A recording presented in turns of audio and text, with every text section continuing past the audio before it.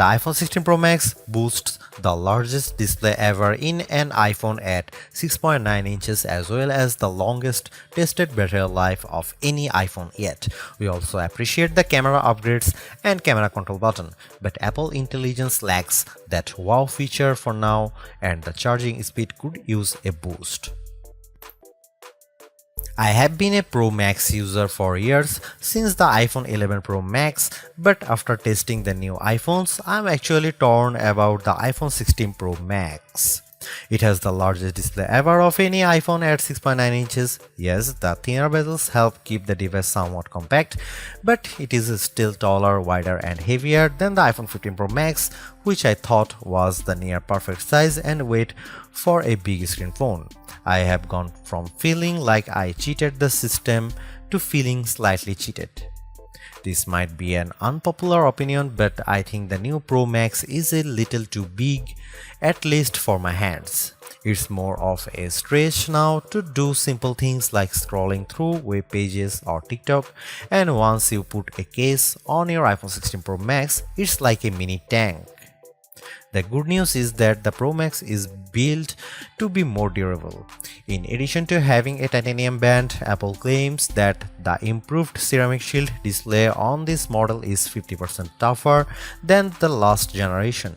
We can't drop these units, but on paper it's encouraging. The iPhone 16 Pro Max comes in 4 colors: titanium white, titanium black, natural titanium, and desert titanium. Our iPhone 16 Pro came in the natural, which looks fairly modern, but I prefer the desert color as it pops more. The iPhone 16 Pro and Pro Max displays don't get any upgrades in terms of brightness or refresh rate, but they are still among the best OLED panels on a phone. The only main difference is that the screens can scale down to a minimum of 1 nits, which means you can use your phone in bed without disturbing anyone else and get an even dimmer alarm clock. Otherwise, the new iPhone 16 Pro Max screen is largely the same, allowing the Pixel 9 Pro to surge ahead in terms of brightness. We measured a max of about 1500 nits for the iPhone 16 Pro Max, while the Pixel 9 Pro XL hit more than 2300 nits. Outside in direct sunlight, the iPhone 16 Pro and Pro Max were both dimmer than the Pixel 9 Pro XL, though Google's phone dimmed faster over time in response to the heat. Other than the display size, the biggest design change to the iPhone Pro Max is the addition of the camera control button. This recessed capacitive button on the right side uses haptic to give you feedback, and it launches you straight into the camera. No more having to fumble for the on-screen camera shortcut, and you can now use the action button for another shortcut. This thing is pretty easy to use in both portrait and landscape mode. So what can you do with camera control? A lot, actually. A quick press snaps a photo and a long press starts recording a video, but I'm not a fan of the fact that the video stops when you take your finger off the button. You can also slide your finger across the button to zoom in and out, which is pretty smooth. Not as smooth is the double soft press, which launches a sub-menu of various options, from tweaking the depth and exposure to toggling between multiple photographic styles. Camera control works well, but applying just the right amount of pressure and remembering what a single press and double press do takes practice. I also wouldn't recommend taking macro shots with the camera control, as it shook the camera when I got super close to a subject. The iPhone 16 Pro Max gets a bunch of camera upgrades, starting with a new 48 megapixel fusion camera for the main shooter that's designed to read data faster. The result should be zero shutter lag and faster focus. I took some shots of people passing by on scooters and moving taxis at the same time on the iPhone 16 Pro Max and iPhone 15 Pro Max, and the new iPhone was indeed faster. The results were not necessarily sharper though, as you can see in this side-by-side comparison. Here are some camera samples of iPhone 16 Pro Max.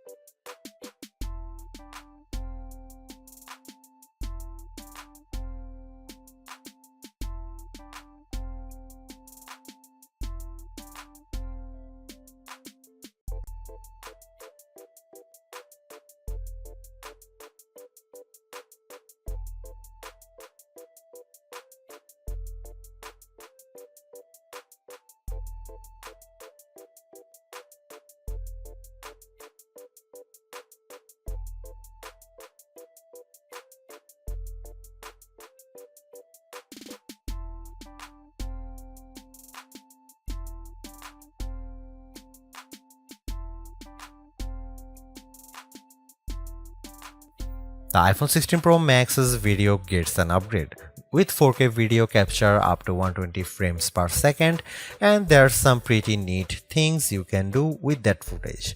Using the playback speed controls, I could slow down a ping pong match to 50%, 25% or 20%, and the footage still looked sharp. Apple Intelligence is Apple's version of AI that's designed to be more secure and helpful than what Samsung and Google offer. But right now, Apple Intelligence is more of a tease since it's in developer beta right now and it won't launch for the rest of us until October. Even then, certain features won't be available, such as visual intelligence and ChatGPT integration. So what will you be able to do with the Apple Intelligence starting in October? It starts with a new Siri. The assistant has been revamped, starting with a redesigned that makes the whole outside of the display glow when summoned. And you can type to Siri. Now you are in a situation where you don't want to use your voice. Siri is definitely more forgiving of screws up, as you can correct yourself on the fly and it will still get your command right. I started a timer and changed the time mid-sentence without a problem. You can also ask follow-up questions and Siri will get for the context. Apple Intelligence also delivers a wide range of writing tools. You can have the iPhone 16 Pro proofread your copy for grammar and word choice, or get help rewriting if you want to go for, say, a more professional tone. For example, I put together a mock email demanding a raise and I got something back that is much more appropriate. You can also have Apple Intelligence summarize long passages of text, as I did with a few notes. I wish you didn't have to select all text first, but I did get a fairly good summary of the key points for my short list of this video. Don't want to look up how-to articles? Siri leverages large language models and Apple support info to give you step-by-step instructions on how to do lots of stuffs on your iPhone, from making screen recordings to scheduling a text. This is a game changer for kids who play the IT person for their parents like me. If you are looking for an Apple Intelligence feature that tugs at the heartstrings, try making a memory movie. Just enter a key phrase as you prompt and specify the mood, and you will see the iPhone 16 Pro Max create a movie out of thin air complete with music. Clean up in the Photos app, a way overdue feature compared to what you will find on the Pixel and Galaxy, but it is still nice to have. You can remove unwanted objects or people in the frame with just a tap. The cleanup feature worked fairly well when I tried to remove a person from a selfie, but you will get the best results if the background isn't too complicated. The iPhone 16 Pro Max features 8GB of RAM and Apple's new A18 Pro chip built on 2nd generation 3nm tech, which blows away the Android competition in CPU performance through not graphics. I was sucked in by the Infinity Nikki game, which was in beta during testing. The open world puzzler has console-like visuals, complete with realistic looking rippling water and smooth animation as you use a special floating dress to jump from one platform to another. On Geekbench, which measures overall performance, the new iPhones are nearly 50% faster than the Galaxy S24 Ultra Snapdragon 8 Gen 3 chip on single core and 50% higher on multi-core performance. The latest Tensor G4 Pixel phones aren't in the same league. The iPhone 16 Pro Max was also twice as fast than the S24 Ultra in our video editing testing using Adobe Premiere Rush, where we time how long it takes to transport a 4K clip to 1080p. The new Pro phones also shave off a few seconds versus the iPhone 15 Pro's time. So what about graphics? The iPhone 16 Pro Max packs a 6-core GPU compared to 5 cores for the regular iPhone 16 series, and Apple claims that it's up to 20% faster than the iPhone 15 Pro's A70 chip. On the 3D Mark Solar Bay graphics test, which has support for ray tracing, the iPhone 16 Pro was 22% faster than the iPhone 15 Pro. However, that's still 18% behind the Galaxy S24 Ultra, which also delivered higher frame rates on the test. There is one other performance test we ran to see if Apple's claims of better sustained performance are legit. The iPhone 16 Pro Max features a new internal design with a graphite-clad aluminum substructure that's supposed to result in 20% better sustained performance. Interestingly, the iPhone 16 Pro Max turned in a very strong so-called stability score of 84% on our 3D Mark Wildlife stress test, which is better than the 75% from the iPhone 15 Pro Max, but the iPhone 16 Pro hit only 66%. It hit a higher overall loop score but had bigger drop-off. The Galaxy S24 Ultra's score was even worse at 60.4%. Thanks to the larger batteries and other efficiencies, Apple says the iPhone 16 Pro Max has the best iPhone battery life ever, and our testing backs that up. In our battery test, which involves continuous web surfing over 5G at 150 nits of screen brightness, the iPhone 16 Pro Max lasted for an insane 18 hours and 6 minutes. That's 4 hours longer than the iPhone 15 Pro Max and more than an hour longer than the already great Galaxy S24 Ultra. Unfortunately, the iPhone 16 Pro and Pro Max still offer the same lame charging speed. You get just over 30% capacity in 30 minutes from a 30-watt charger, and do not believe the reports that the new iPhone supports 45-watt charging. We tried it and it made no difference. The iPhone 16 Pro Max runs iOS 18 and Apple Intelligence is just one of many new features. You can learn more about it in our full iOS 18 review, but some of the key highlights include the ability to further customize the home screen and control center, as well as a redesigned Photos app that makes it easier to personalize the look and find your photos by topic.